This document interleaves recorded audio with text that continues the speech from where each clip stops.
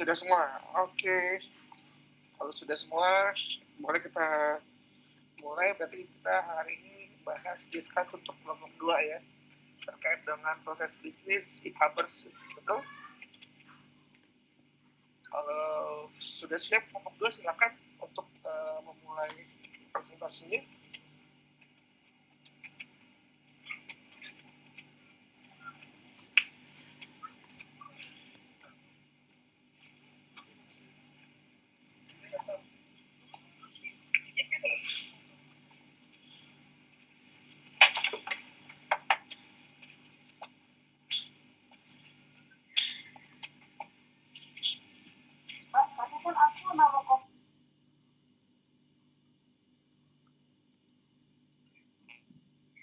Baik. Assalamualaikum warahmatullahi wabarakatuh. Waalaikumsalam warahmatullahi wabarakatuh. Selamat siang Pak Mirza. Waalaikumsalam. Siang teman-teman semua. Perkenalkan, kami dari kelompok 2. Anggotanya terdiri dari saya sendiri, ada Ane, Iges, dan Toto. Di kesempatan presentasi kami yang kedua ini, kami akan membahas tentang e-commerce.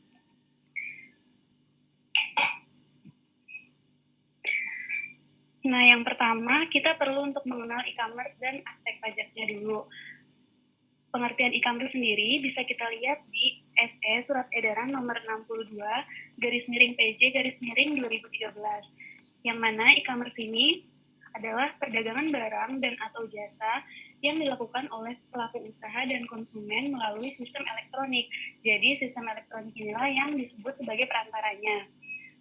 Secara sederhana, sebenarnya pengertian e-commerce ini bisa kita artikan sebagai aktivitas transaksi jual beli barang, servis, atau transmisi dana atau data dengan menggunakan elektronik yang terhubung dengan internet. Next. Selanjutnya, ada beberapa perbedaan antara e-commerce dengan perdagangan konvensional. Antara lain mengenai tempat usaha, tempat transaksi, pembayaran, pemasaran, penyerahan barang, dan layanan pelanggan. Nah, tempat usaha ini, perdagangan konvensional, itu biasanya ada bangunan fisiknya, misalnya seperti kantor, ruko, atau di pasar. Tapi kalau misalkan perdagangan e-commerce, itu tempatnya berupa alamat situs atau website, laman, atau toko-toko online. Kemudian kalau tempat transaksi, perdagangan konvensional ini sesuai sama lokasi geografisnya, sesuai lokasi fisiknya tadi. Kalau perdagangan e-commerce bukan biasanya ya, dia secara virtual. Kalau pembayaran, perdagangan konvensional ini biasanya melalui cash, transfer barang, atau bisa juga kartu kredit. Kalau perdagangan e-commerce, itu pakai kartu kredit, online banking, terus juga bisa e-money. Nah, kalau di pemasaran, perdagangan COD bisa kan, Pak? Iya, bisa, Pak. Oke, silakan. Terus kalau di pemasaran ini, perdagangan konvensional biasanya pemasarannya itu secara langsung. Kalau di e-commerce, biasanya pakai online marketing. Yang di penyerahan barang, kalau konvensional itu bisa diantar atau diambil langsung. Kalau e-commerce, biasanya memakai jasa pengiriman barang. Untuk yang layanan pelanggan, kalau yang konvensional ini kunjungan secara langsung oleh pembeli, jadi pembelinya bisa milih-milih langsung produknya. Tapi kalau di e-commerce, itu secara online technical support. Jadi kayak mau beli produk tuh kita kayak scroll-scroll di gadget gitu. Nah, di sini sebenarnya kita bisa tahu kalau ada perbedaan antara e-commerce sama perdagangan konvensional. Tapi sebenarnya yang utamanya yang membedakan cuma medianya saja. Kalau e-commerce ini ada perantaranya tadi. Oke, next.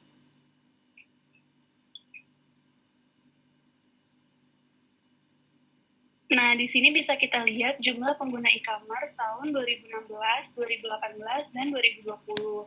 Seperti yang kelihatan di slide, kalau pengguna e-commerce ini meningkat dari tahun ke tahun. Bahkan sangat signifikan. Itu artinya semakin ke sini, e-commerce itu semakin diminati oleh masyarakat. Berapa, Mbak? Berapa juta sekarang pengguna e-commerce? Kalau di tahun 2016 itu 24,9 juta, Pak. Kalau data yang kami dapatkan untuk tahun 2020, itu 39,2 juta. Oke, 39 juta ya. Nah, dengan data yang 39 juta itu, orang transaksi di e-commerce, kadang-kadang ada yang bilang membuat pasar-pasar tradisional jadi sepi nih. Kayak Tanah Abang, Pasar Pagi Mangga 2, dan lain-lain. Gimana menurut pendapat kelompok 2? Sebenarnya ini juga kasusnya sama kayak yang masalah dulu Uber protes itu sih Pak, kayak waktu ada transportasi online, karena kan semakin berkembangnya zaman, mau nggak mau kita harus menyesuaikan. Paling nggak, kalau contoh dari saya ya Pak, kayak misalkan perdagangan konvensional pulsa yang datang ke counter-counter itu, mereka juga sekarang mulai beralih ke toko online Pak, jadi mereka buka kayak di Shopee itu kan mereka sebenarnya nggak harus jual produk aja gitu, bisa jual jasa juga. Itu kayak mereka di etalasenya itu naruh untuk pulsa, untuk kuota juga. Jadi mau nggak mau harus ada penyesuaian sih Pak. Jadi dengan kata lain, kelompok 2 sepakat nih bahwa tempat-tempat perdagangan konvensional memang sekarang sepi, despite of COVID ya, di luar COVID, karena sebelum adanya COVID juga memang sudah sepi gitu kan, di luar COVID sepi karena memang adanya e-commerce. Gimana? Betul nggak? Menurut kelompok kami sih iya Pak. Karena masyarakat itu kan tertarik ke online tuh karena di online itu kan sistemnya udah bagus ya Pak. Kayak misalkan banyak diskon, terus ada cashback juga. Jadi mereka lebih tertarik ke sana sih Pak. Oh gitu ya. Iya. Ada punya pendapat lain? Kalau menurut saya sama aja Pak.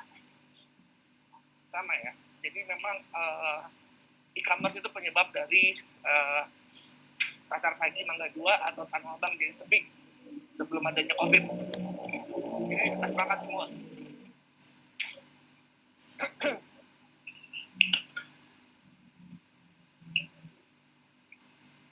Oke.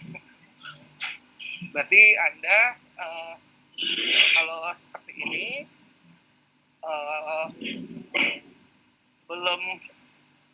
belum terjun ke lapangan nih.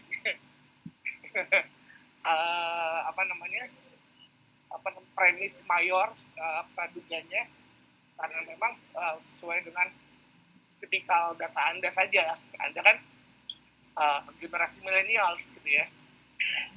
Saya juga masih generasi millennials tua gitu. Umur 30-40 kan masih bilang millennials kan.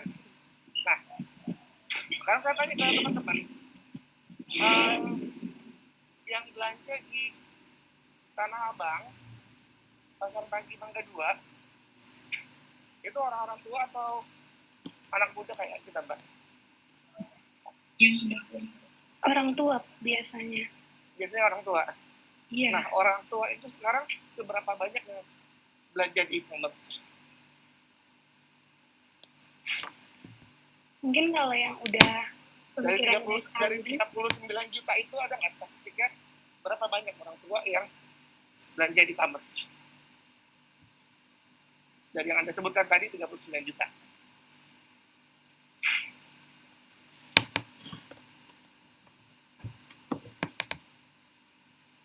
Secara logika aja, ada nggak setengah dari 39 juta itu orang tua? Kalau angka pastinya mungkin kami kurang tahu ya Pak. Cuma kalau yang orang tua yang belanjanya lewat online itu biasanya yang pemikirannya itu udah maju gitu. Nah, tapi kalau di Tanah Abang itu mungkin transaksinya masih berjalan karena memang yang biasanya kayak penjual-penjual di pasar itu kan dominasinya mereka-mereka yang punya usaha udah lama gitu. Jadi orang tua itu Pak. Nah, jadi gini Mbak, kalau Anda bilang tadi Anda bisa dapat kan angka 39 juta. Jadi kalau misalnya Anda mau lebih bagus lagi untuk meyakinkan tadi jawaban, Anda juga sebutkan harusnya dari 39 juta itu berapa besar usianya, porsi usia 20 sampai 30, berapa usia 30 sampai 40, berapa usia 40 sampai 50. Kita lihat proporsi gitu kan. nanti kelihatan tuh bahwa sebenarnya 39 juta itu secara logika kita aja pasti kita akan berpikir, Anda juga mungkin akan setuju bahwa dari 39 juta itu mostly kebanyakan anak-anak muda usia 25, 20 sampai 30. Ada yang kurang sepakat, ada yang nggak setuju dengan, walaupun kita nggak ngubek data statistik ya, kalau mau Anda yang silakan mengubek data statistik itu, kan Anda sebagai presenter. Secara logika gimana Mbak? Bener nggak? Benar sih Pak, didominasi sama anak-anak muda. Dominasi anak-anak muda. Terus yang tua-tua yang tadinya belanja di Tanah Abang sama apa namanya Mangga 2 yang katanya tadi sebentar sorry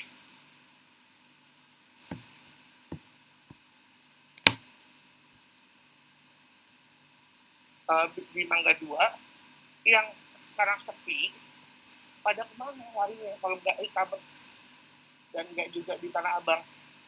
Kan memang benar transaksi di Tanah Abang menurun, dan dia nggak terdaftar di e-commerce juga.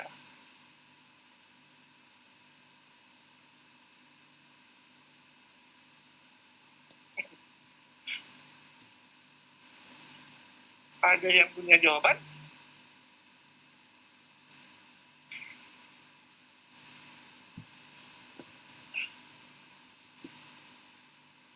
Mungkin yang lain boleh ini bantuin.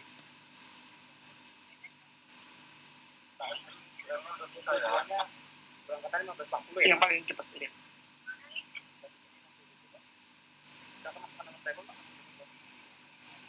Aku sambil beli tiket kereta ya. Saya lagi baru mendarat di Medan ini. Silakan kelompok 2 mungkin mau bantuin yang lain. Oke. Yes.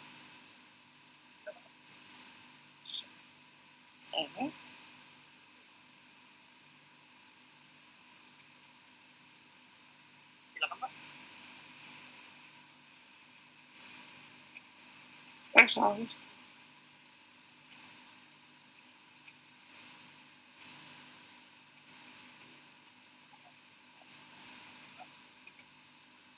Atau punya reasonable reason teman-teman kelompok 2 kalau misalnya memang ternyata nggak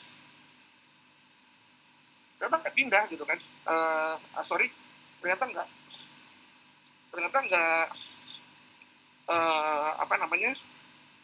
memang data 39 juta itu orang tua semua yang biasa belanja di Tanah Abang sekarang pindah ke e-commerce atau gimana?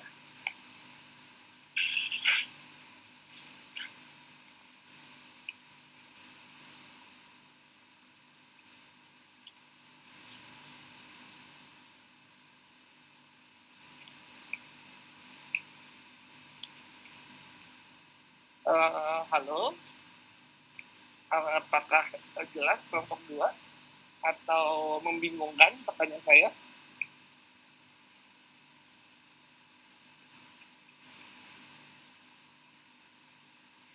Jelas Pak. Kalau menurut kelompok kami sih, bagi pedagang-pedagang konvensional yang nggak pindah ke e-commerce, mungkin mereka tetap melakukan transaksi jual beli secara langsung gitu untuk ngambil barangnya di supplier. Cuma ya tetap aja mereka sebenarnya kalau misalkan ingin usahanya ini lambat laun nggak mati, mereka harus ada penyesuaian-penyesuaian yang dilakukan Pak. Kalau misalkan mereka nggak bisa masuk ke e-commerce itu, setidaknya mereka lebih gencar melakukan pemasaran gitu sih Pak.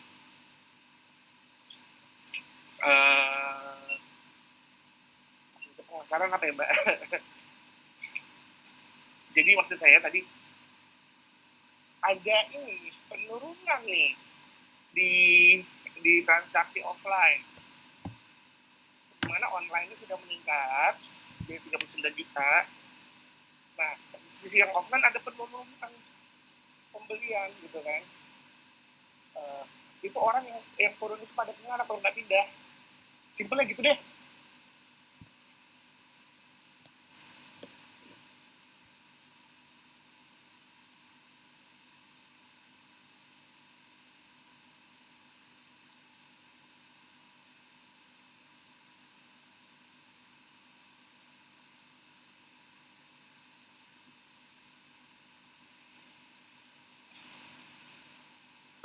yang lain mungkin boleh bantu.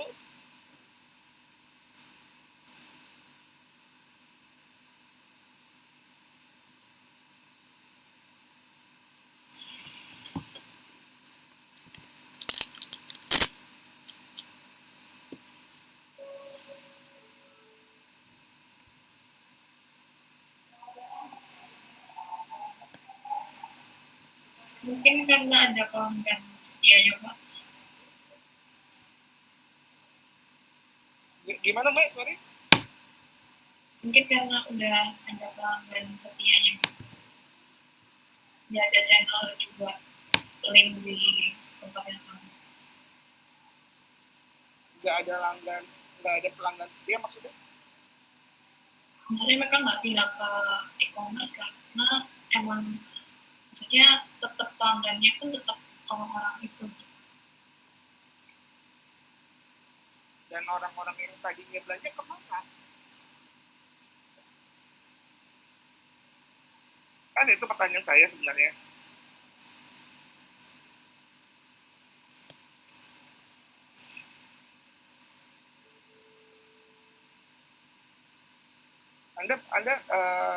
Anda ini nggak sih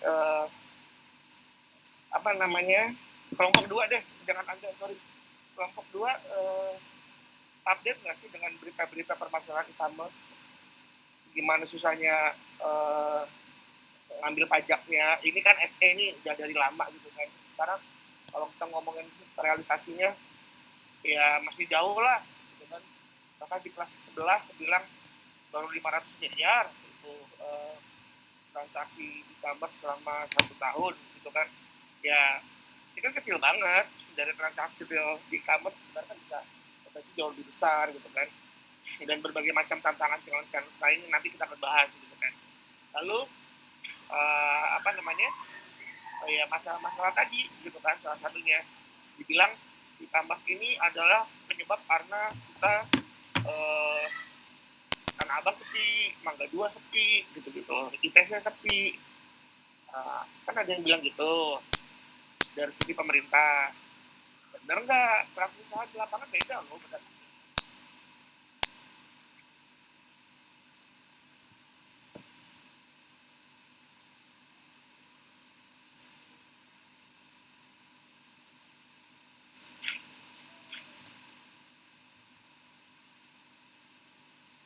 Yang lain deh, yang lain. Jangan Mbak Dinar, kasihan.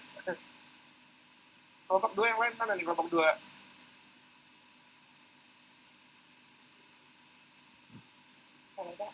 Yes. Saya tadi nyoba nyari di berita kenapa jadi e-commerce bukan sepenuhnya penyebab dari penurunan perdagangan konvensional. Salah satunya karena ini Pak katanya krisis global, jadi mempengaruhi ke Indonesia juga, sehingga konsumsi niat orang untuk mengkonsumsi sesuatu juga berkurang. Krisis global ya. Oke. Ini satu reason yang masuk akal, tapi sebenarnya blaming juga sih gitu ya. Tapi memang itulah teman-teman.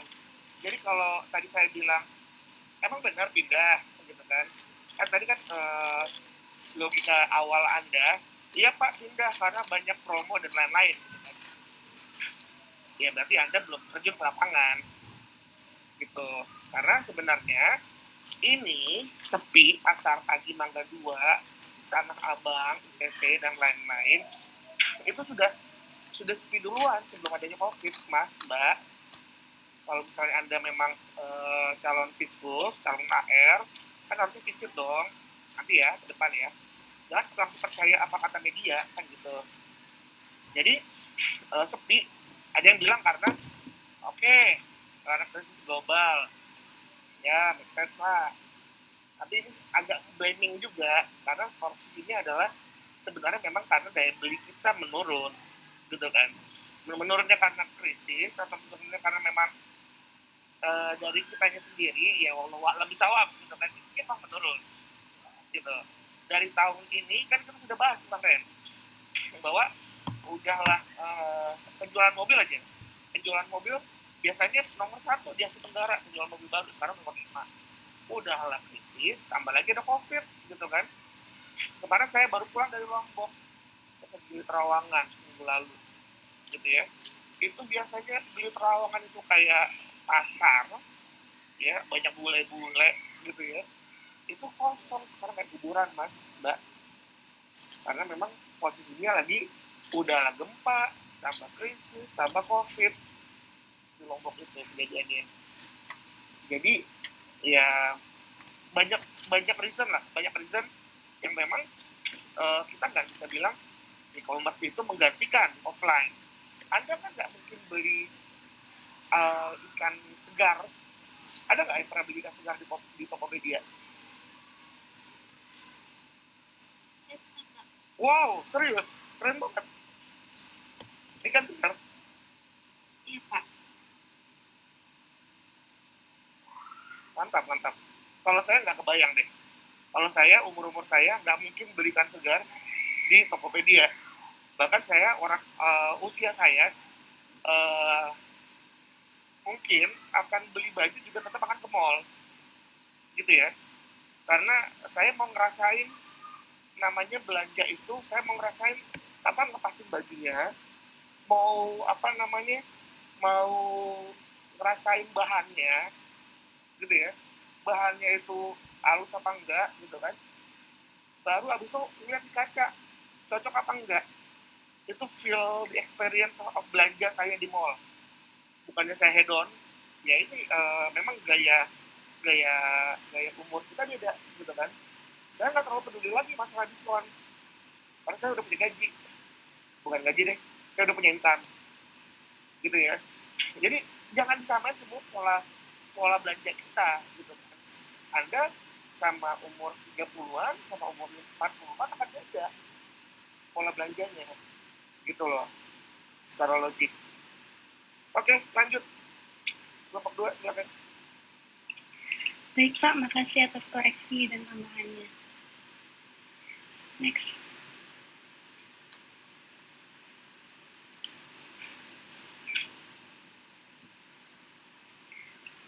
Nah, sebelumnya tuh. Nah, di sini ada gambar tentang potensi ekonomi digital Indonesia. Jadi, pemerintah ini menargetkan Indonesia jadi pusat ekonomi digital di Asia Tenggara pada tahun 2020. Salah satunya ini melalui penerbitan roadmap e-commerce yang salah satunya di sini bisa kita lihat adanya potensi transaksi di Indonesia. Di tahun 2020 ini potensi transaksi itu sekitar 1.700 triliun. Nah, Potensi berapa? Kurang triliun ya? Iya. Ya kan? Anda udah ketemu datanya belum, penerimaan pajak tahun lalu dari e-commerce berapa? Penerimaan pajak. Jadi kan di tahun 2018 itu sempat ada PMK-nya, Pak. Udah diterbitkan tentang PMK dari e-commerce sendiri. Cuma waktu bulan April tahun 2019 ini dia dicabut sama Bu Sri Mulyani karena dianggap belum sesuai, belum siap dan belum sesuai untuk diterapkan. Cuma ini potensi transaksi supaya ada pajaknya gitu, tapi sampai sekarang memang belum ada PMK selanjutnya. Nah, maksudnya ada nggak data penerimaan pajak dari yang kemarin? Ada datanya nggak? Berapa?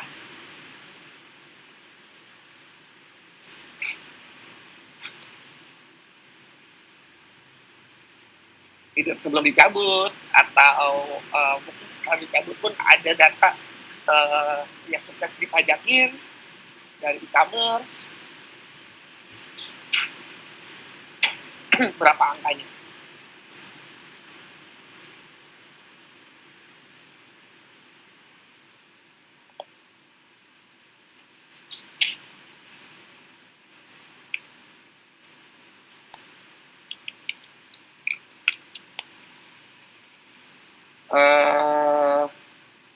Saya bantu ya.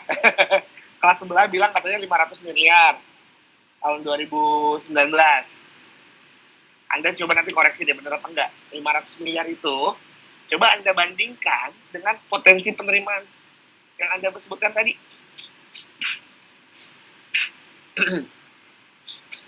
Berapa tadi potensinya? Potensi transaksinya 1.700 triliun, Pak. Nah, kalau potensi transaksi 1.700 triliun, PPN-nya ini kalau misalkan bisa dipakai jadi berapa PPN-nya? 170 triliun kan? Kalau bisa di-PPN-in.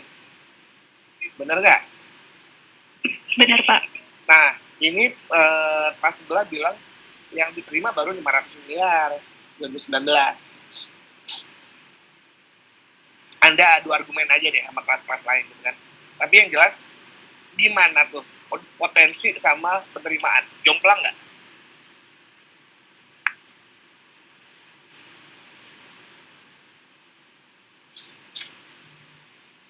Dari potensi PPN-nya saja 170 T, ini penerimaan PPH dan PPN-nya belum ada 1 T.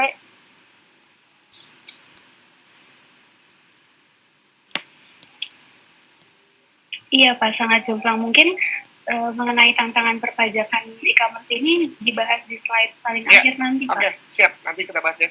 Aku coba ngasih prolog aja bahwa ini kondisinya, gitu kan. Lalu ke apa namanya? Tapi Anda nggak perlu berkecil hati bahwa e-commerce ini bukan salah satu hal yang promising.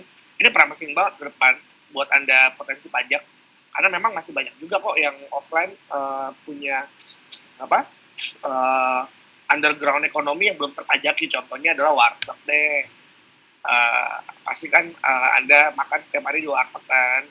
Kalau nggak di McD. Nah, warteg dipajakin nggak sekarang? Ada kan? Ada nggak warteg yang kena pajak restoran? Nggak ada, Pak. Nggak ada. Rumah makan Padang, walaupun ada yang kecil, banyak yang kecil, yang besar-besar udah kena pajak restoran. Warteg sebesar apapun nggak ada yang kena pajak restoran. Gitu kan? Mereka berkilahnya adalah kami wong cilik, gitu kan? Masa wong cilik dipajakin? Waduh, apa iya Anda wong cilik? Lihat dong omsetnya. Sekarang saya bandingin omset deh. Ya, saya selain ngajar di STAN, saya ngajar di Trisakti. Ngobrol-ngobrol nih sama tukang ketoprak. Ketoprak di Trisakti yang dia jualan satu piring itu adalah 12.000, Mbak. 12.000 itu ketoprak pakai telur. Pakai, ya biasa lah ya, semua isi ketoprak dan ada telurnya gitu kan. 12 sampai 15.000. Omset dia, satu bulan itu bisa 20 juta. Gitu. Itu baru ketoprak doang. Ya oke lah kalau misalnya warteg, masa iya sih nggak bisa dapat omset 10 juta 10 juta apa namanya, sorry kalau misalnya itu ketoprak 20 juta, saya yakin warteg sehari itu bisa 10 juta. Bisa nggak Anda bilang omsetnya warteg 10 juta sehari?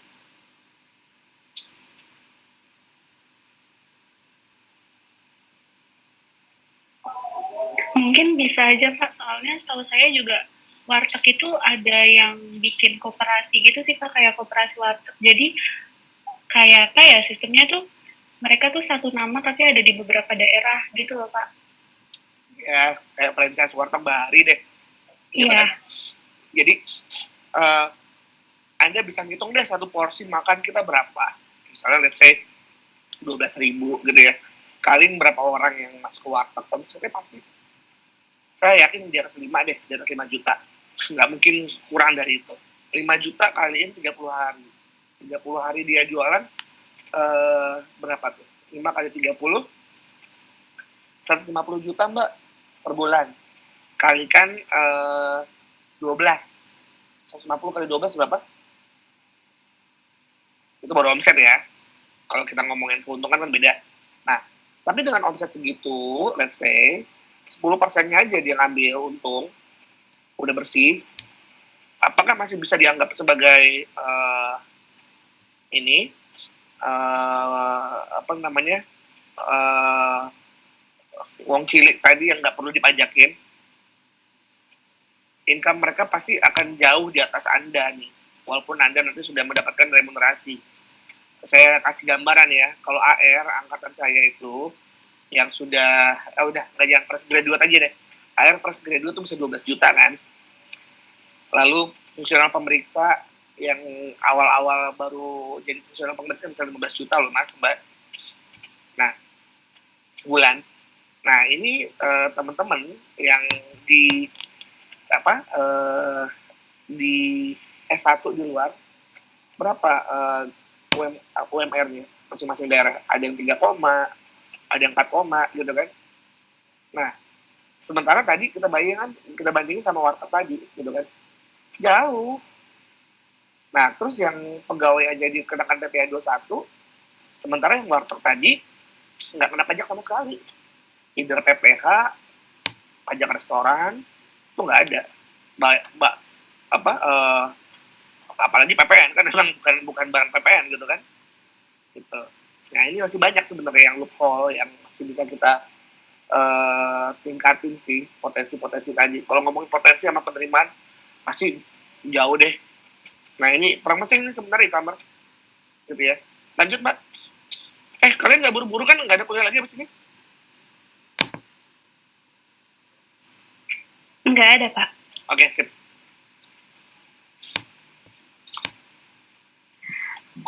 Next thought. Nah, kita masuk ke materi, ada 4 model bisnis e-commerce. Ada online marketplace, terus classified ads, daily deal, sama yang terakhir itu online retail. Nah, lebih lanjutnya kita itu bisa baca di surat edaran Dirjen Pajak SE62/PJ/2013 yang membahas tentang penegasan ketentuan perpajakan atas transaksi e-commerce. Next. Yang pertama, kita akan bahas tentang online marketplace. Jadi, dilihat dari definisinya, OMP ini adalah kegiatan menyediakan tempat kegiatan usaha berupa toko internet, atau bisa kita sebut lapak di mall internet sebagai tempat online marketplace merchant, seller menjual barang dan atau jasa. Nah, pihak-pihak yang terkaitnya ini ada 3. Yang pertama, merchant atau seller, dia yang menjualkan barang atau jasanya. Kemudian yang kedua, penyelenggara online marketplace, dia yang menyediakan lapaknya tadi. Yang ketiga ada buyer, yang nantinya dia yang akan membeli barang atau jasa yang dijual di lapak tersebut dan melakukan pembayaran. Contoh-contoh online marketplace yang sering kita dengar ini top 4-nya mungkin Tokopedia, Shopee, Lazada, sama Bukalapak.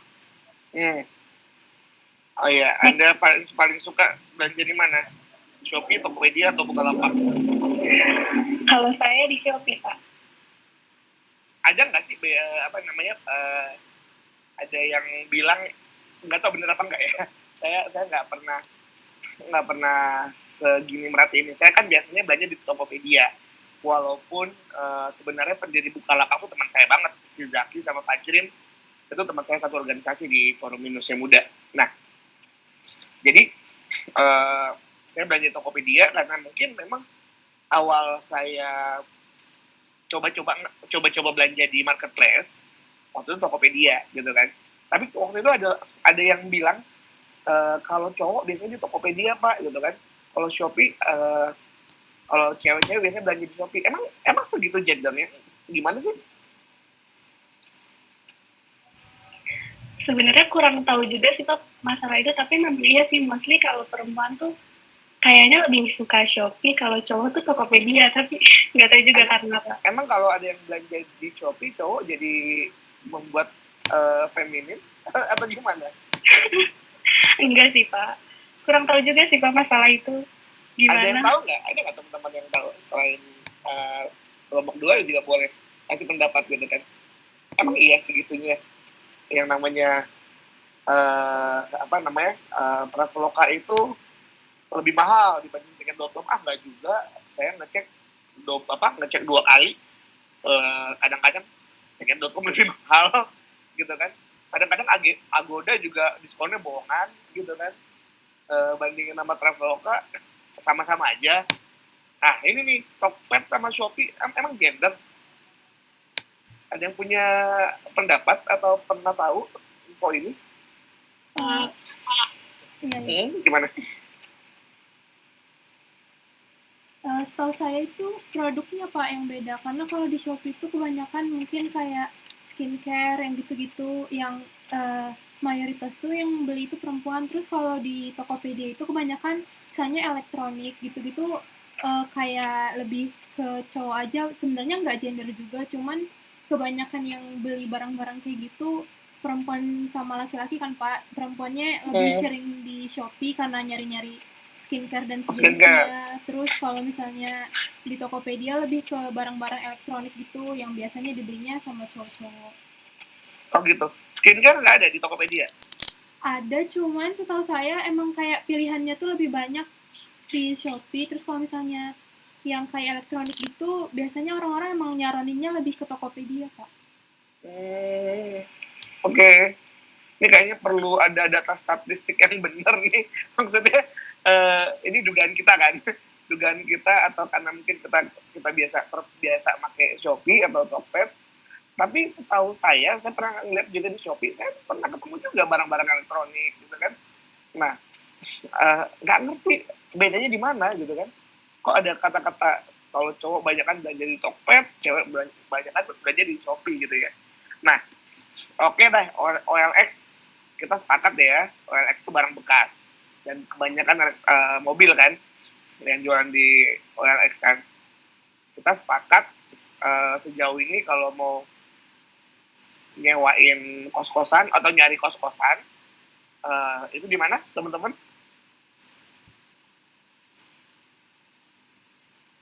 Aplikasinya? Mamikos mungkin Pak. Iya, Mamikos bener. Jadi kan udah ada kebentuk mindset kayak gitu kan, brandingnya kayak gitu kan. Padahal kalau tadi saya bilang Tokped, Shopee, gender, masa iya sih? Kayak perlu ada studi yang ini deh, apa namanya, lebih komprehensif gitu ya, yang mendukung logika kita berpikir tadi gitu kan. Ya udah gitu aja. Next lanjut. Oke, next Pak. Nah, di slide ini juga dilengkapi sama beberapa deskripsi supaya nanti lebih paham tentang istilah-istilah yang bakal dipakai di pembahasan kali ini. Mungkin saya bacain aja. Yang pertama itu, mall internet adalah situs perbelanjaan yang berbasis internet yang terdiri dari beberapa toko internet dan dikelola oleh penyelenggara online marketplace. Toko internet adalah bagian dari mall internet yang ditawarkan oleh penyelenggara online marketplace kepada online marketplace merchant sebagai tempat kegiatan usaha. Penyelenggara online marketplace adalah pihak yang menjalankan kegiatan usaha mall internet. Online marketplace merchant adalah pihak yang membuka dan mengoperasikan toko internet untuk melakukan penjualan barang dan atau jasa di toko internet melalui mall internet. Pembeli adalah pihak yang melakukan pembelian barang dan atau jasa dari online marketplace merchant di toko internet melalui mall internet. Next. Perjanjian adalah kontrak yang ditandatangani oleh online marketplace merchant dari penyelenggara online marketplace yang isinya dapat mengatur tentang syarat dan ketentuan yang berlaku tentang tata cara pengoperasian toko internet melalui mall internet dan tata cara penjualan barang dan atau jasa di toko internet melalui mall internet. Monthly fixed fee yang dikenal juga dengan istilah rent fee, registration fee, fixed fee atau subscription fee adalah imbalan atas jasa penyediaan tempat dan atau waktu untuk memajang konten. Kontennya itu bisa berupa teks, grafik, video penjelasan, informasi, dan lain-lain mengenai tentang barang dan atau jasa dan melakukan penjualan di toko internet melalui internet. Per sale fee adalah sejumlah uang yang dibayarkan oleh online marketplace merchant kepada penyelenggara online marketplace sebagai komisi atas jasa perantara pembayaran atas penjualan barang dan atau jasa yang dilakukan oleh online marketplace merchant di toko internet melalui mall internet. Per sale fee umumnya berupa persentase atas nilai transaksi penjualan dan dipotong dari nilai transaksi.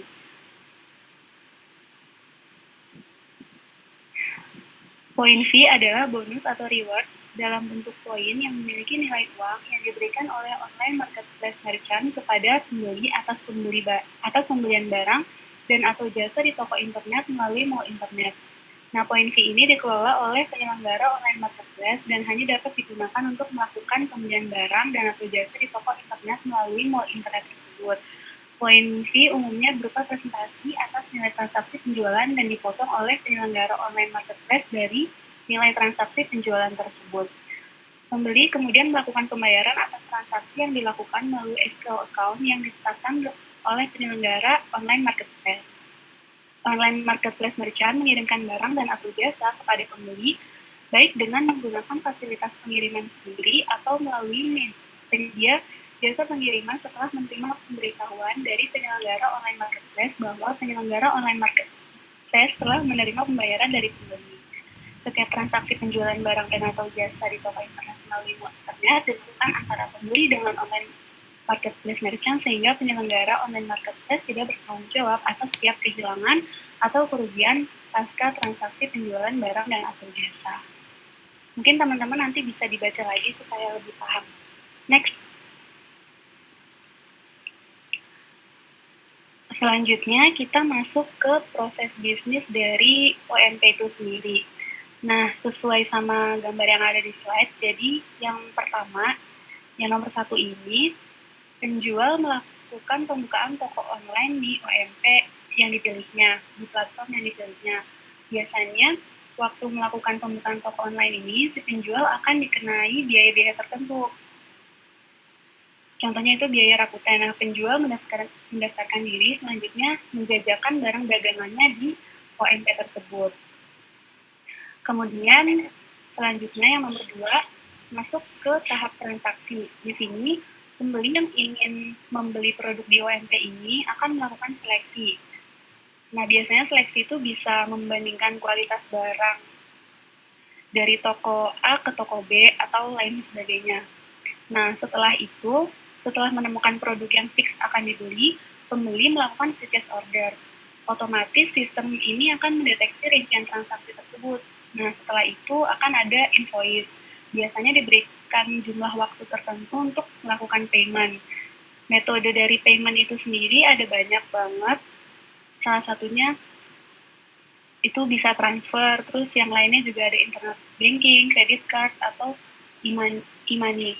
Atau kalau misalkan di Shopee itu dia ada Shopee Pay atau Shopee Pay Later yang sistemnya itu menampung saldo sebagai metode yang memudahkan pembeli untuk melakukan pembayaran. Nah, lanjut yang nomor 4, saat pembayaran diterima oleh sistem, nanti berbarengan juga dengan notifikasi pesanan yang diterima oleh penjual. Nah, penjual memproses pesanan, kemudian melakukan packing barang yang akan dikirim. Nah, nomor 6, proses pengiriman barang biasanya melalui perusahaan shipping. Perusahaan pengiriman juga udah banyak banget di Indonesia, itu contohnya kayak JNE, JNT, terus Si Cepat, Ninja Express, dan lain-lain. Nah, yang ketujuh, nanti barang ini akan sampai di alamat pembeli. Dalam hal ini, biasanya sih kalau misalkan barang diterima tapi nggak sesuai pesanan atau ada yang cacat, pembeli bisa komplain atau melakukan retur barang ke penjual. Tapi biasanya si penjual ini memberlakukan beberapa syarat. Salah satu contohnya itu kayak misalkan membuatkan video saat proses unboxing. Terus yang selanjutnya, saat transaksi itu selesai, dalam periode tertentu, penjual ini dia bisa menarik dana dari OMP tersebut melalui rekening bank penyelenggara. Nah, dana yang diterima penjual ini udah bersih dari potongan-potongan tertentu yang diberlakukan oleh OMP, oleh masing-masing online marketplace. Ya, seperti itu. Oke, next.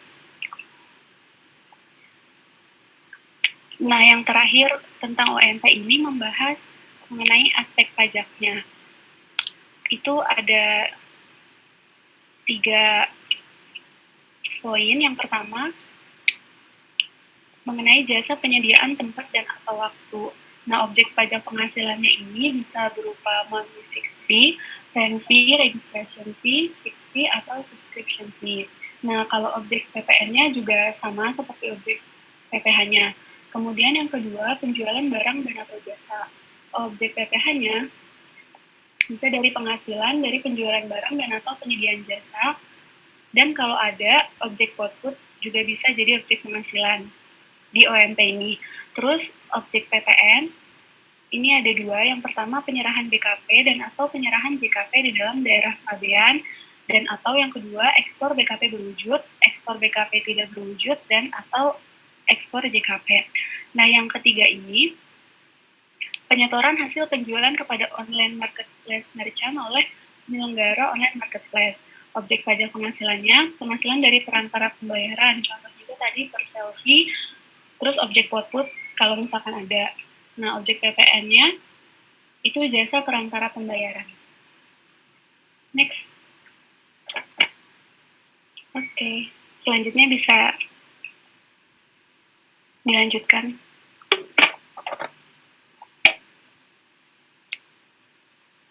Tes. Iya. Sorry sebelumnya. Apa namanya? Kalau istilah-istilah mungkin teman-teman udah pada paham semua kali ya. Escrow apa, lalu jasa apa, dipotongnya atas fee apa. Sekarang saya mau tanya ke teman-teman kelompok 2, udah pernah dapat info belum kalau misalnya apakah memang kalau kita penjual itu begitu bayarkan fee itu langsung dipotong benar-benar PPh tadi withholding-nya sudah jalan.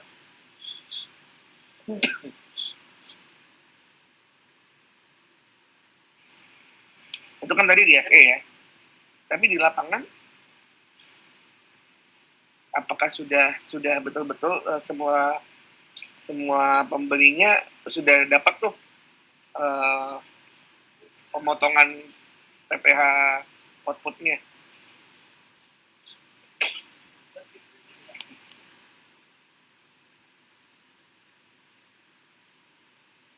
Karena waktu tahun 2000, saya beberapa tahun lalu ya, saya waktu itu kan diundang sama saya itu ke Bukalapak.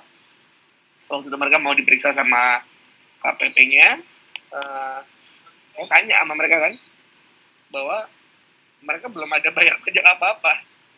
Waktu itu mungkin karena SKE-nya belum ada, atau memang mereka belum jalankan gitu ya, outputnya belum berjalan. Kita nggak ngomongin masalah PPN ya, ngomongin masalah PPN juga pastinya banyak yang belum daftar jadi PKP gitu ya. Nah, jadi outputnya aja yang tadi atas jasa-jasa tadi belum berjalan waktu itu. Sekarang saya nggak tahu benar apa enggak. Apakah memang dari Bukalapaknya aja, atau dari apa namanya Tokopedia atau Shopee juga belum melakukan pemotongan withholding tax tadi yang ada di SE gitu.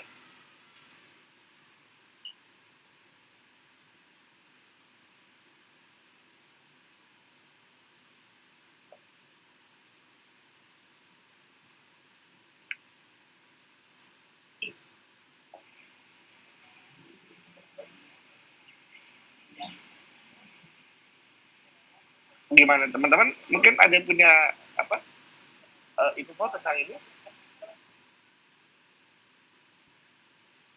Belum sih.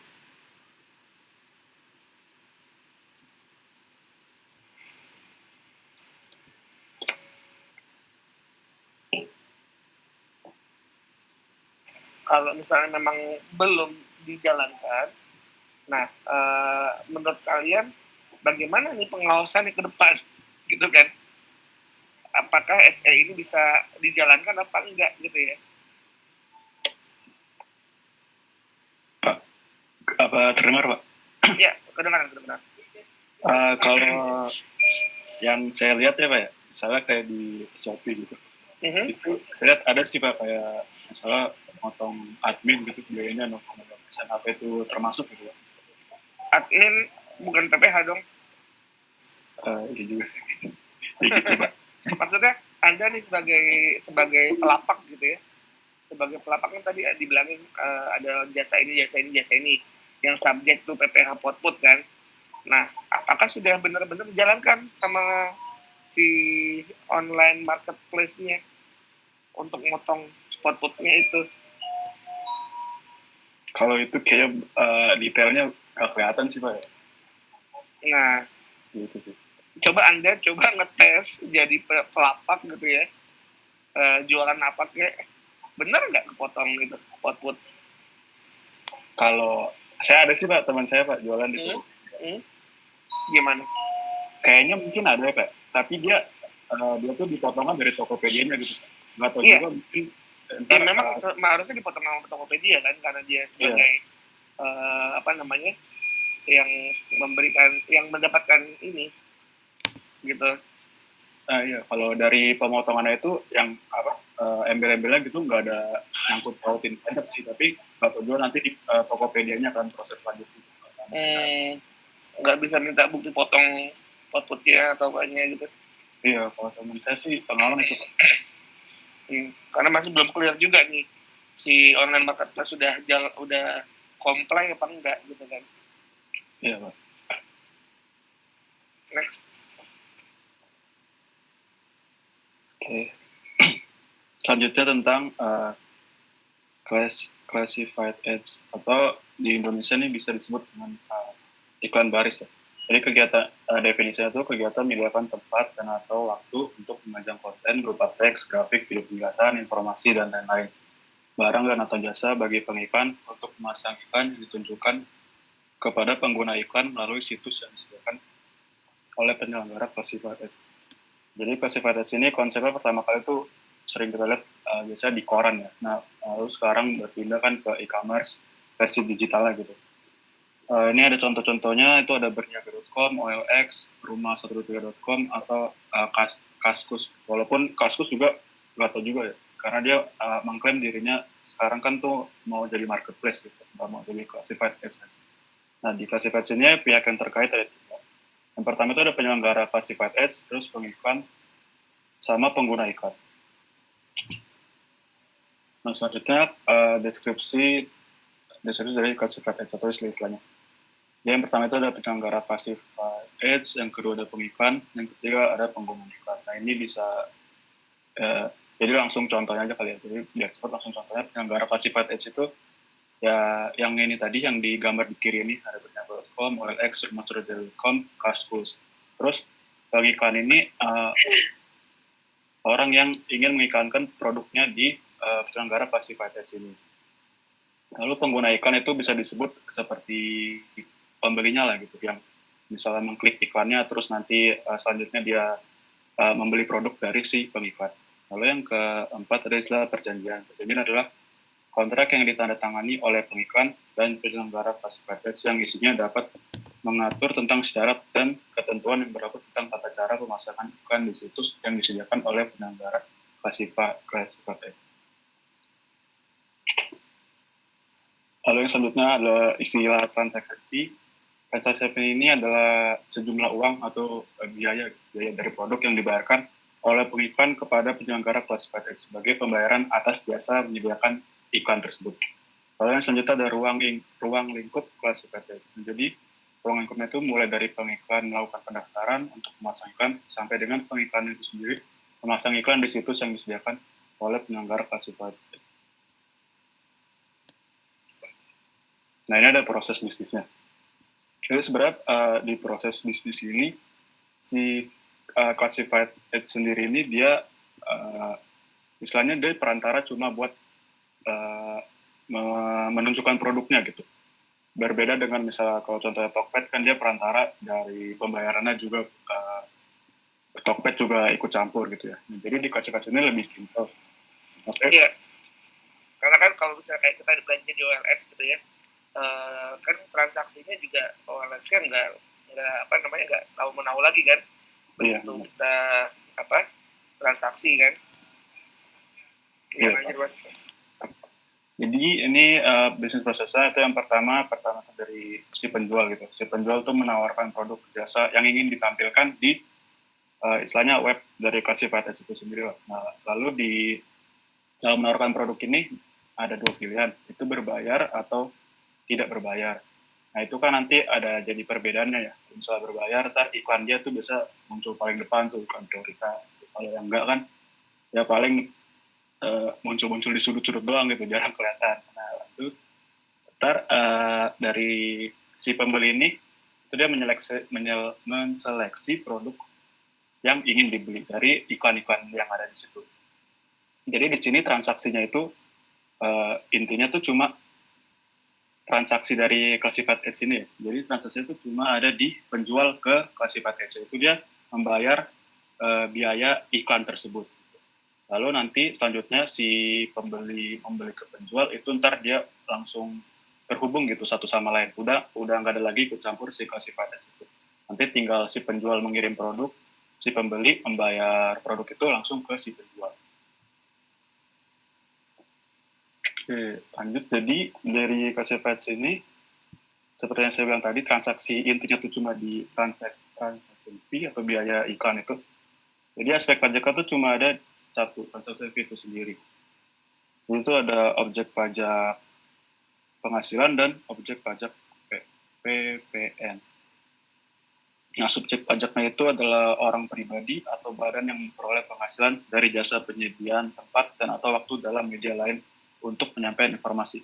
Dalam PPH itu, yang subjek pajaknya itu ya yang produk dikirim tadi ya, kayak beringago.com, OLX, dan lain gitu. Nah, untuk PPN sendiri, objek pajaknya sama, transaction fee tadi, biaya transaksi, lalu mengenai subjek pajaknya juga sama ya, atas tadi ya maaf PPN kan gak ada subjek ya, sorry. Lalu jadi si PPN ini DPP-nya mungkin, DPP-nya itu penggantian atau biaya-biaya yang terkait, dan satu lagi itu mengenai kalau tadi biaya yang gratis tersebut. Biaya gratis tersebut juga diatur di PPN. Itu yaitu DPP-nya pemberian cuma-cuma atas JKP. Selanjutnya akan dilanjutkan oleh Thomas. Iya. Sebentar, maaf. Ini susah banget ini. Ya.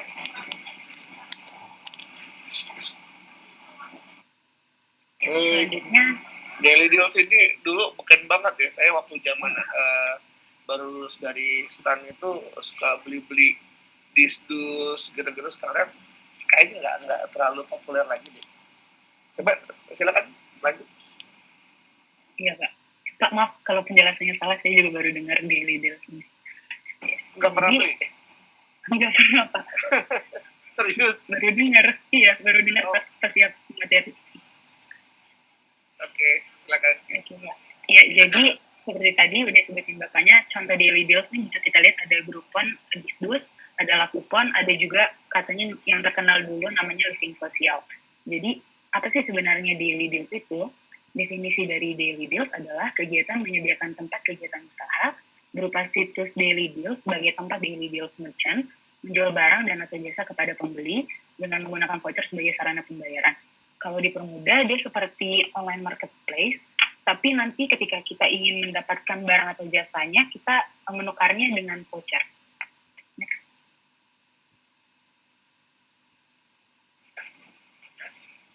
Nah, ini salah satu contoh situs Daily Deals, lakupon.com. Kalau kita buka situsnya, kita akan ditunjukkan ini penawaran diskon-diskon terbesar untuk barang, makanan, atau tempat-tempat wisata. Next. Pihak apa saja yang terkait dalam transaksi Daily Deals ini? Yang pertama adalah ada penyelenggara di Daily Deals, yaitu dia pihak yang menyediakan voucher untuk promosinya. Lalu ada merchant Daily Deals, di mana dia menjadi pihak yang menawarkan voucher, dan pihak yang ketiga adalah pembeli, di mana dia mendapatkan voucher, nanti vouchernya itu akan ditukarkan ketika dia melakukan transaksi jual beli.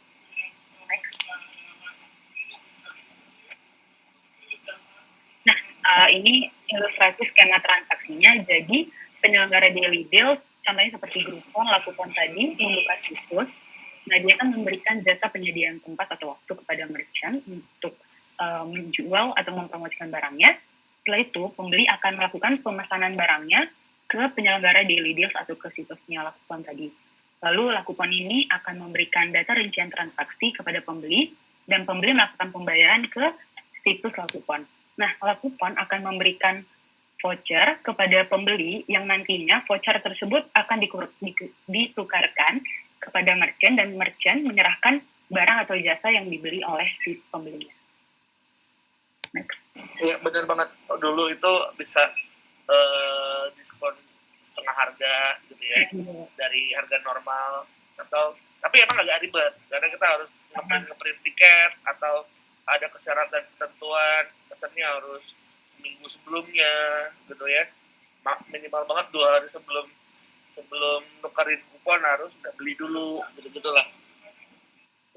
Tapi sekarang kayaknya dipermudah nih Pak, soalnya dia contohnya seperti misalnya kita mau beli minuman di sini, kita buka situsnya, kita pilih minumannya, contohnya kayak di sini for coffee ya, terus kita pilih beli, nanti dia kita bayar, kita dapat vouchernya, kita tinggal tukar vouchernya di aplikasinya aja Pak. Jadi bisa langsung tukar hari itu juga ya. Iya betul. Nah, itu apa namanya? Sekarang berarti udah berinovasi dari zaman saya dulu gitu ya. Zaman dulu mah ribet deh. Ribet banget. Iya, karena zaman dulu ribet, tapi emang karena masih belum terlalu banyak online marketplace, ini agak ngetrend dulu gitu kan. Wah, irit gitu kan, mau makan bareng-bareng jadi irit gitu kan. Mau apa namanya sewa hotel, villa gitu kan jadi lebih irit gitu kan, pakai disdus, Lakupon gitu. Sekarang most likely kayaknya dia udah mulai mati nih, karena kayak Traveloka dan sejenisnya itu udah mulai menawarkan promo-promo yang sama gitu kan, seperti disdus ini, Lakupon ini gitu kan, dengan kemudahan yang langsung bisa dieksekusi gitu kan. Nah, Oke, next. Jadi untuk aspek perpajakannya sebenarnya hampir sama online marketplace. Yang pertama pastinya dari penjualan barang atau jasa, dia objek pajak penghasilan dari penjualan barang dan atau penyediaan jasa, dan pemotongan pemungutan juga apabila barang itu termasuk objek pajak tersebut. Lalu untuk objek PPN atas penyerahan BKP dan atau penyerahan JKP dalam daerah pabean, lalu ekspor BKP berwujud, tidak berwujud, dan ekspor BKP. Lalu ada juga penyetoran hasil penjualan oleh daily deals merchant kepada penyelenggara. Nah, tadi kan penyelenggara menjadi jasa perantara pembayaran antara merchant dengan pembeli. Oleh sebab itu, ada objek pajak penghasilan berupa jasa perantara pembayaran, dan PPN juga jasa perantara pembayarannya. Dan yang terakhir, ada jasa penyediaan tempat dan atau waktu. Tadi untuk kontennya, objek pajak penghasilan dan pajak pertambahan nilainya adalah fee bulanan yang diterima oleh penyelenggara daily deal.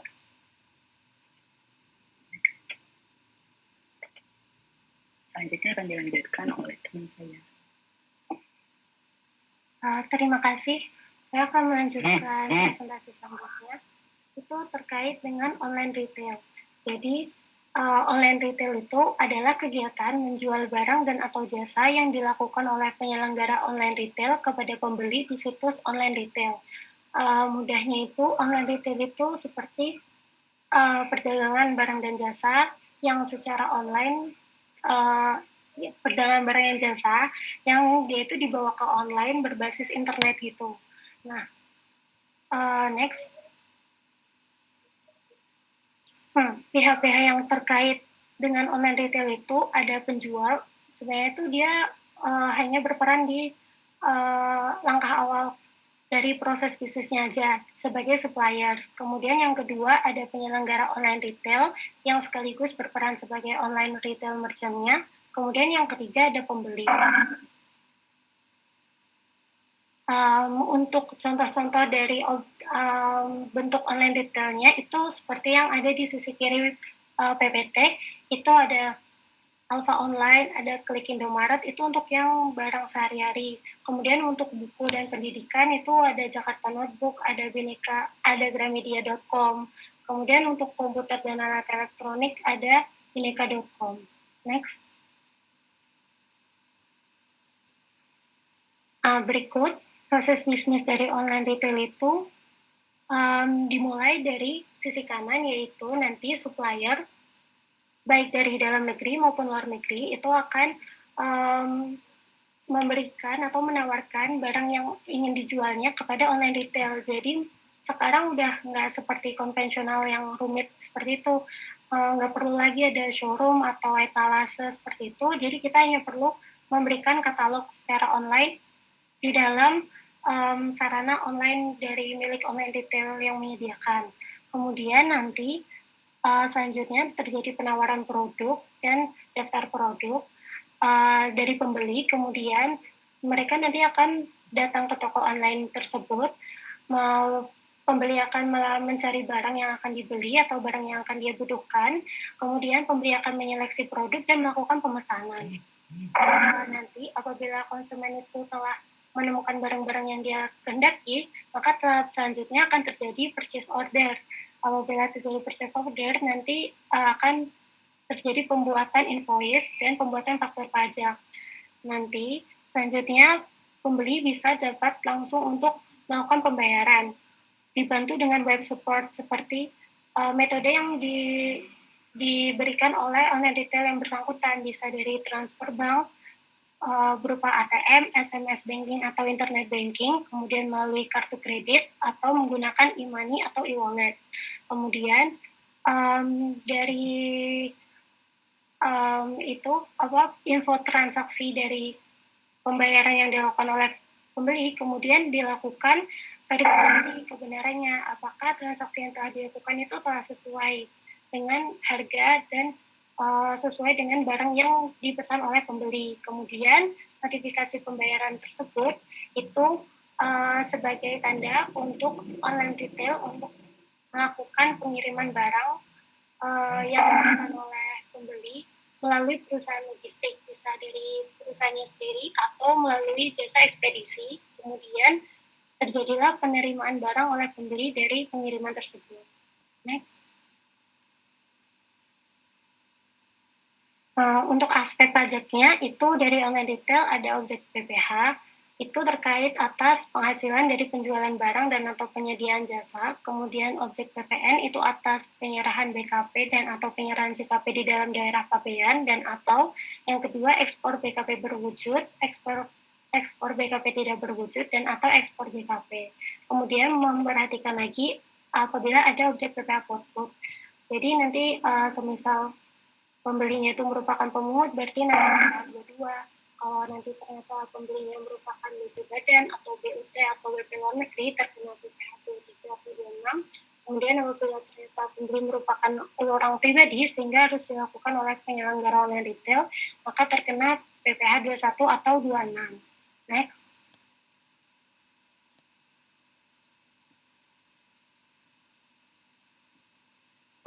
Untuk ini, jadi PMSE itu terkait dengan sekarang itu kan telah ada jadi online e-commerce yang tadi, yang 4 bentuk tadi itu sebenarnya itu menggantikan dari perdagangan konvensional. Kemudian e-commerce itu pemajakannya bertujuan untuk supaya ada kesamaan antara pemajakan di konvensional dan pemajakan di online.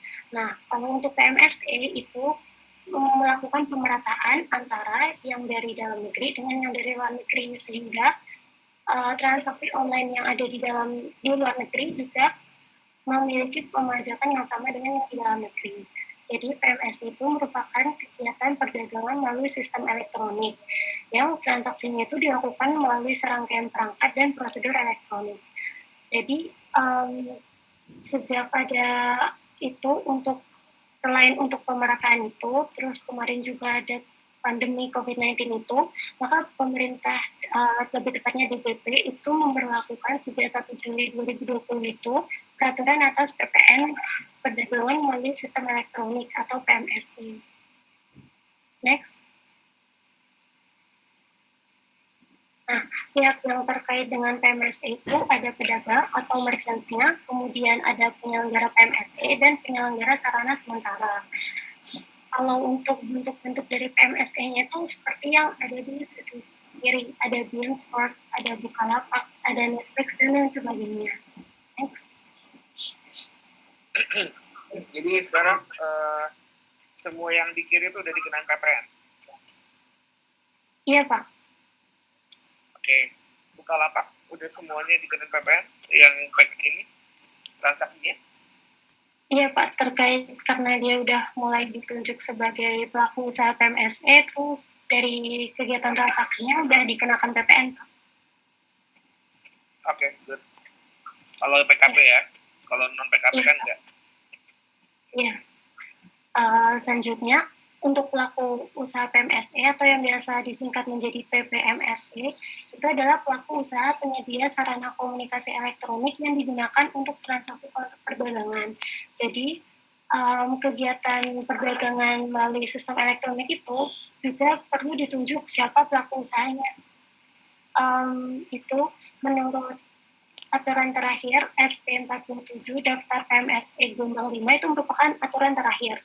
Jadi pertama itu dikeluarkan oleh DJP pada tanggal 8 Juli 2020. Itu DJP menunjuk 10 pelaku usaha pertama kali, gelombang pertama, hingga pada tanggal terakhir di Jakarta 17 November 2020 itu ada gelombang kelima. Kemudian kira-kira telah ada 46 pemungut PPN PMSE sejak gelombang 1 hingga gelombang 5. Salah satu contohnya seperti yang ada di sisi kiri PPT. Ada Amazon, Netflix, kemudian Spotify. Next. Syarat untuk menjadi PMSE itu bagi subjeknya bisa menjadi pelaku usaha, konsumen, pribadi, atau instansi penyelenggara. Bagi pelaku usaha itu bisa dari dalam negeri ataupun dari luar negeri. Bagi yang di dalam negeri itu juga bisa merupakan orang perseorangan ataupun badan usaha. Next. Objek yang dikenai PMSE itu syaratnya itu ada kriteria tertentu. Yang pertama, mereka itu harus peredaran bruto konsolidasi usahanya itu sampai dengan jumlah tertentu. Kedua, penjualan di Indonesia sampai dengan jumlah tertentu. Yang ketiga, pengguna aktif media digital di Indonesia sampai dengan jumlah tertentu. Next. Untuk aspek perpajakannya, itu ada dua, ada objek PPh dan juga objek PPN. Untuk PPh itu pengenanya atas pajak atas kegiatan PMSE yang dilakukan oleh subjek pajak luar negeri yang memenuhi ketentuan kehadiran ekonomi yang signifikan. Kalau untuk yang PPN itu atas pemanfaatan BKPTB dan atau JKP dari luar daerah pabean di dalam daerah pabean. Batasan kriteria yang di objek tadi syaratnya itu lebih lanjut berupa pertama nilai transaksi dengan pembeli di Indonesia itu melebihi 600 juta dalam 1 tahun atau 50 juta dalam 1 bulan dan atau jumlah traffic atau pengakses di Indonesia melebihi 12.000 dalam 1 tahun atau 1.000 dalam 1 bulan. Next. Berikut skema transaksi PPN-nya. Jadi dimulai dari penjual. Jadi untuk melakukan PPMSE itu kita bisa menjadi penjual atau ditunjuk sebagai PPMSE itu tadi. Jadi awalnya dimulai dari penjual. Apakah kita menyerahkan BKPTB atau JKP melalui PMSE? Apabila tidak, maka itu bukan merupakan objek dari PMK 48 tahun 2020.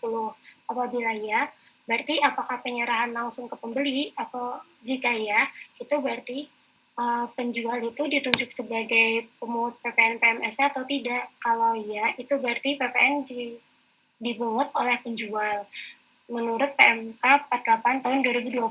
Tapi jika tidak, itu berarti PPN dipungut sendiri oleh pembeli menurut aturan PPN biasa. Kemudian kembali lagi ke apakah penyerahan langsung ke pembeli. Jika tidak, tapi melalui PPMSE itu berarti siapa yang menerbitkan invoice. Jika penjual, berarti apakah penjual tersebut ditunjuk sebagai pemungut PPN PMSE. Jika ya, berarti PPN dipungut oleh penjual. Jika tidak, maka kembali seperti yang tadi sama, PPN dipungut sendiri oleh pembeli. Kemudian kembali lagi ke siapa yang menerbitkan invoice. Apabila ternyata PPMSE, berarti apakah PPMSE itu ditunjuk sebagai pemungut PPN PMSE. Bila ya, maka PPN dipungut oleh PPMSE-nya. Itu menurut PMK 48 tahun 2020. Bila tidak, maka PPN dipungut sendiri oleh pembeli. Jadi ada 3. apakah dipungut oleh penjual, dipungut oleh pembeli, dan dipungut oleh PPMSE-nya. Next.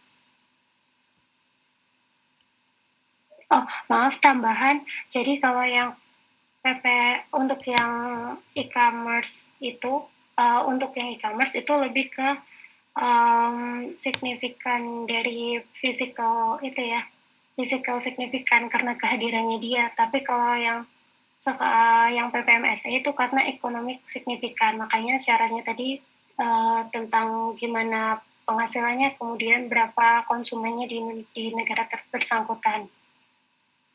Selanjutnya akan diteruskan oleh teman saya. Mungkin bagian yang terakhir membahas tentang tantangan perpajakan e-commerce. Jadi menurut kelompok kami dan berdasarkan apa yang kami cari tahu, yang menjadi tantangan utama bagi DJP dalam melakukan pengawasan untuk perpajakan e-commerce ini sebenarnya adalah terkait identitas dan keberadaan pelaku serta terbatasnya data transaksi e-commerce. Jadi kan karena tadi pengguna e-commerce itu banyak banget dan mungkin ini yang menjadi salah satu tantangan terbesar bagi DCP. Kemudian yang kedua, terkait self-assessment pelaku e-commerce lokal yang masih rendah, padahal volume transaksi besar bahkan mulai menggeser perdagangan konvensional. Nah, kalau ini mungkin terkait dari administrasi yang belum jelas tadi. Jadi kan tahun 2018 itu pernah diterbitkan PMK. Cuma waktu bulan April 2019 PMK ini dicabut. Jadi administrasi ini sebenarnya belum jelas terkait pajak e-commerce. Contohnya tuh gimana cara memungutnya, terus kalau misalkan penjualan melalui media sosial itu bagaimana efek perpajakannya, dan jadi itu belum diatur dengan jelas gitu. Kemudian banyak pelaku e-commerce, misalnya pedagang yang terdaftar pada online marketplace ini dia nggak punya toko fisik, sehingga sulit untuk melakukan kegiatan intensifikasi atau ekstensifikasi maupun penegakan hukum oleh DJP-nya ini sendiri. Mungkin seperti itu presentasi yang bisa kami sampaikan. Kurangnya mohon maaf. Bila ada yang ditanyakan, mungkin silahkan. Oke, sebelum ada tanya jawab, jadi pertama adalah kan di sini kan ada tantangan ya, tadi disebutkan sama teman-teman juga. Nah, selain tantangan tadi juga sebenarnya kan peluang-peluang kita nih ke depan ya. Tadi kan ada kesulitan untuk mengumpulkan pajaknya. Nah, tapi ke depan nih teman-teman memang ada tren pergeseran, walaupun nggak semuanya memang sampai sejauh ini sudah bergeser dari konvensional semuanya pindah ke e-commerce, tapi ke depan trennya seperti itu, gitu ya. Nah, kita bisa lihat sekarang di marketplace aja, di online marketplace itu pun sekarang sudah dinamis ya. Dulu kita tahu bahwa yang pertama unicorn itu kan dulu Bukalapak, gitu ya. Nah, seiring berjalannya waktu, yang kita ketahui bahwa sekarang persaingannya bukan di Bukalapak lagi, tapi itu dua besar adalah si Tokopedia dan Shopee, gitu kan.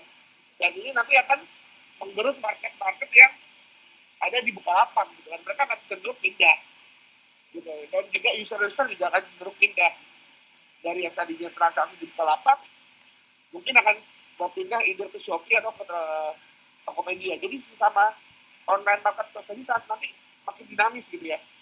Contoh lagi kayak misalnya aplikasi deh. Kita nggak ngomongin e-commerce ya, aplikasi transportasi aja. Kayak contohnya Gojek sama Grab.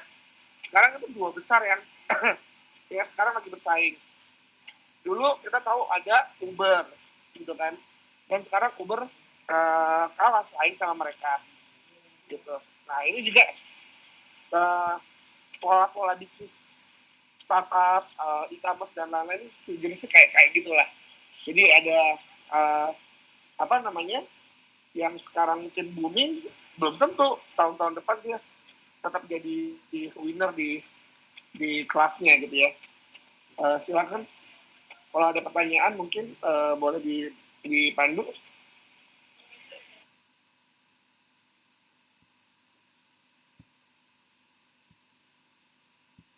Ya, teman-teman ada yang mau nanya? izin bertanya untuk kelompok 2.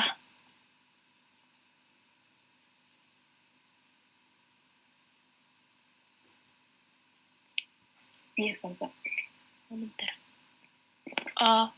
Kan daily deals kurang apa ya? Kalau masyarakat awam kan kurang tahu ya tentang daily deals. Nah itu tuh menurut kalian kelebihan apa aja sih yang ada di daily deals dibanding laba e-commerce lainnya? Itu aja dulu sih. Terus kalau bisa apa aja sih yang harus dikembangkan daily deals biar nge-up lagi gitu? Makasih. Oke, makasih. Ada lagi?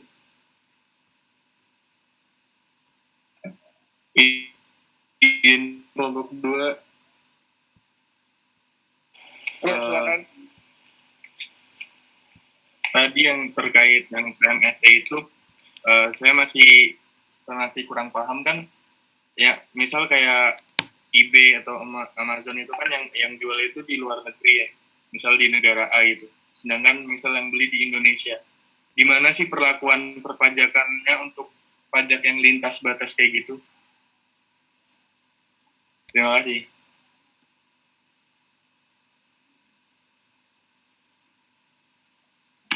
Oke, good question. Next, mungkin ada lagi?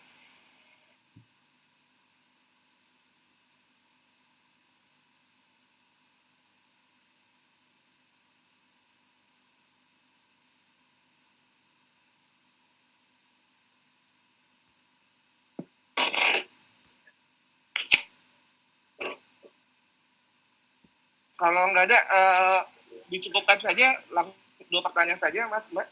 Silakan boleh dijawab.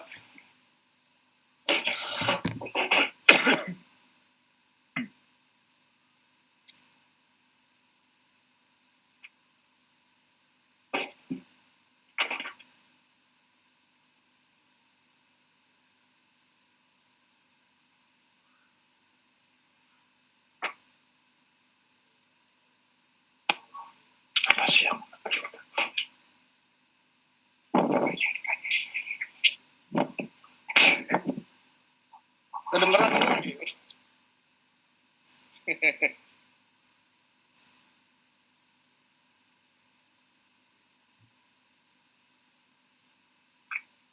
Mau mencoba menjawab pertanyaan Salsa, Pak. Silakan, Beban. Jadi kan memang daily deals udah kurang terkenal buat kita sekarang nih, mungkin. Terus apa sih kelebihannya? Mungkin kalau menurut saya sendiri sih kelebihannya kita bisa dapetin barang atau jasa dengan penawaran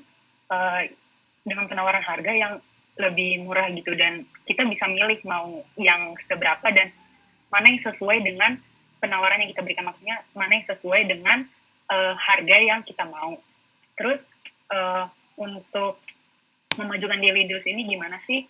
Kalau menurut saya adalah komunikasi informasi diskon dan edukasi atau sosialisasi ke masyarakat. Maksudnya komunikasi informasi diskon ini kan banyak orang yang menganggap diskon itu jadi penjualnya nge-markup dulu baru didiskonin.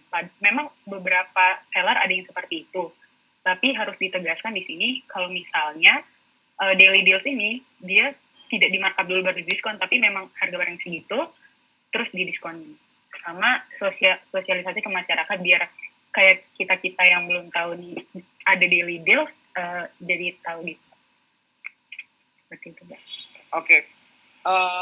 Saya nambahin aja ya. Ini ada anak Medan nggak? Saya baru sampai Medan nih. Teman-teman mau ketemu nggak di Center Point? Oke, gini teman-teman. Daily deals itu menurut saya itu salah satu yang tergerus nih dalam hal persaingan industri yang satu lebih kuat dibanding yang lain. Contohnya, zaman saya dulu kerja, saya ngandelin grup on Bisdus gitu ya, dan sejenisnya. Dulu belum ada namanya Traveloka dan lain-lain gitu kan. Di Traveloka itu udah ada sejenis daily deals-nya. Contohnya kayak Traveloka Experience gitu kan. Atau sesimpel Anda mau pesen tiket atau pesan hotel kan udah ada promo-promonya mereka kan, udah ada di diskon, promo kartu kredit gitu kan, tambah lagi kalau udah ada harbolnas gitu kan, udahlah nggak ada lagi yang mau pakai daily deals kan gitu. Karena ya ngapain repot-repot, sementara kita udah bisa langsung akses dengan kebutuhan yang sama gitu kan, di Traveloka itu. Jadi ya kita lihat aja ke depan gitu kan, saya lihat sih akan mati karena memang sudah bergeser nih pola-polanya gitu. Sama seperti polanya akan mati Bukalapak kalah saing dengan Traveloka, Tokopedia dan Shopee gitu. Anda sekarang ada yang masih lebih suka di Bukalapak dibanding Tokopedia atau Shopee? Enggak, Pak. Kenapa? Kan padahal sama aja, barang-barangnya sama. Gitu kan. Tapi ya itu persaingan, memang persaingan bisnis yang semakin kencang gitu kan, dengan modal-modal yang super besar, berani bakar-bakar duit dan lain-lain. Ya udah bergeser nih, udah mulai banyak pergeseran gitu. Kira-kira gitu teman-teman. Mungkin teman-teman kelompok 2 ada tambahan lagi, silakan.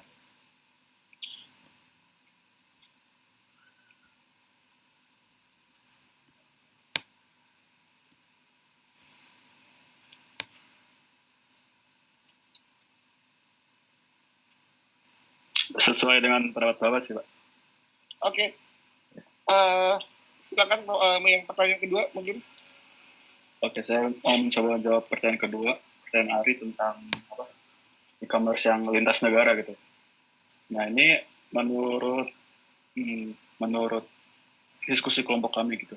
Jadi yang pertama itu mengenai PPN-nya dulu. Jadi pertama mengenai PPN-nya itu udah ada PMK yang mengatur. Jadi yang PMK yang mengatur tuh PMK nomor 48 tahun 2020. Tentang masuknya ini masuknya ke PPN PMSP. Masuknya itu ke PPN PMSN-nya itu. Mengacu ke peraturan itu. Lalu selanjutnya itu pengenaan PPH. Jadi kalau pengenaan PPH ini menurut kelompok kami sepertinya belum ada peraturan yang khusus gitu, yang spesifik atau detail. Jadi menurut kami mengacu ke UU nomor 2 2020. UU ini udah menjadi dasar bagi pemerintah untuk mengenakan PPH dan PTT atas penghasilan dari ekonomi digital, dengan tidak lagi berdasarkan pada physical presence, melainkan ketentuan kehadiran ekonomi yang signifikan.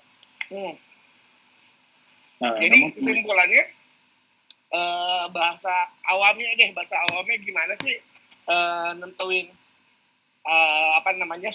majakin PPN-nya gitu kan, dengan lintas batas kayak gini? Oke, kalau yang PPN-nya itu Pak udah ada di yang PPN PMSE itu. Yang PMK nomor 48 tahun 2020. Nah, terus kalau PPH-nya menurut kelompok kami itu belum ada yang spesifik gitu Pak. Kayak PPH tentang e-commerce lintas negara. Jadi masih itu mengacu ke UU nomor 2 tahun 2020. Itu kan mengatur tentang yang umumnya gitu ya Pak. Tentang kayak atas ekonomi digital, atas e-commerce itu sendiri gitu. Ya, prinsipnya adalah yang simple. Kalau transaksi dari Indonesia, maka we have the right to tax you here, gitu kan? Iya, benar. Jadi kayak bisa nggak nanti kan Anda bedain ini transaksi dari Indonesia loh, gitu kan? Ini transaksi dari Malaysia, gitu kan? Iya. Sekeren itu nggak nanti itunya kalau ada pemeriksaan di JP? Nah, itu saya kurang tahu sih, Pak.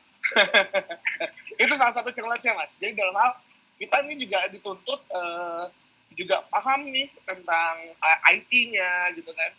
Lalu kesiapan knowledge tentang dunia digital gitu kan. Jadi banyak sekali transaksi yang selama ini lost gitu aja karena kita memang belum siap untuk memajaki mereka gitu kan. Makanya kemarin baru baru si Google, Facebook dan teman-teman itu dijadikan badan yang untuk memungut PPN. Sebelumnya kemana itu duit? Kan gitu. Itu udah bertahun-tahun gitu kan. Kira-kira gitu lah. Jadi kitanya juga harus ready buat ini gitu. Penyiapan perangkatnya juga masih saya lihat sih masih belum gitu ya. Berapa banyak sih teman-teman di DJP yang concern ke masalah transaksi digital gitu kan. While di STAN aja sebenarnya nggak ada kan pelajaran tentang IT gitu-gitu kan. Ada nggak? Ada pembahasan khusus nggak tentang Anda kan kalau ini ada pelajaran probis secara umum ya, proses bisnis secara umum. Ada nggak pembahasan pelajaran khusus tentang IT untuk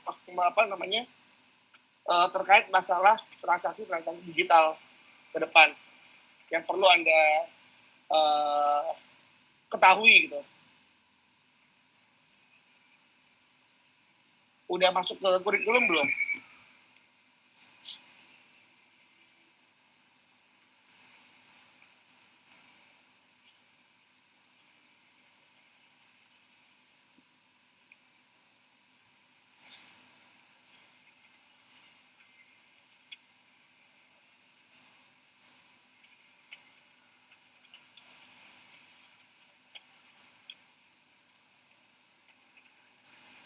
Paham maksudnya, Mas Regan? Kalau menurut saya belum ada sih, Pak. Iya. Sebenarnya gini, kalau misalnya teman-teman di STAN kan saya yakin lah pinter-pinter lah gitu ya. Belajar apapun mereka pasti pahamnya cepat gitu kan. Tapi memang setahu saya kurikulum di STAN pun belum ada yang concern benar-benar mau ngomongin masalah transaksi digital gitu kan.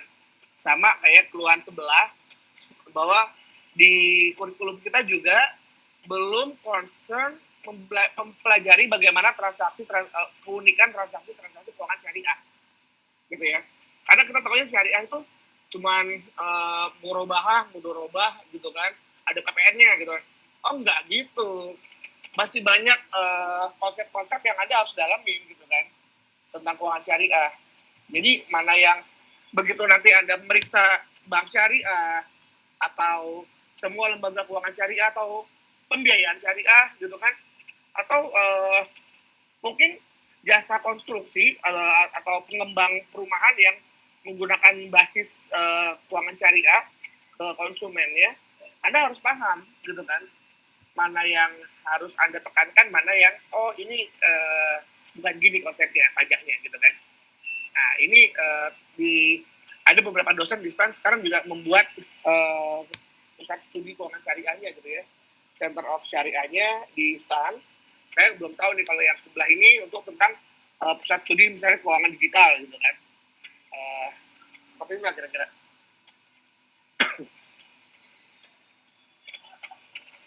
Oke, ada tambahan teman-teman dari yang lain? Kalau sudah, mungkin kita cukupkan untuk hari ini. Gimana Mas Rizky? Atau kelompok 2? Ya, udah nggak ada Pak, udah cukup, makasih tambahannya. Siap, kalau gitu. Oke, teman-teman, mohon maaf tadi saya telat karena saya mendaratnya baru 2:30 dan langsung saya ngidupin HP gitu ya. Jadi terima kasih atas penjelasan kelompok 2, sudah bagus sekali hari ini, dan juga partisipasi pertanyaan dari teman-teman juga. Nanti mohon dicatat ya Mas Rizky ya, siapa-siapa yang dicatat gitu ya. Oke, terima kasih, kita ketemu lagi minggu depan ya. Assalamualaikum warahmatullahi wabarakatuh. Waalaikumsalam.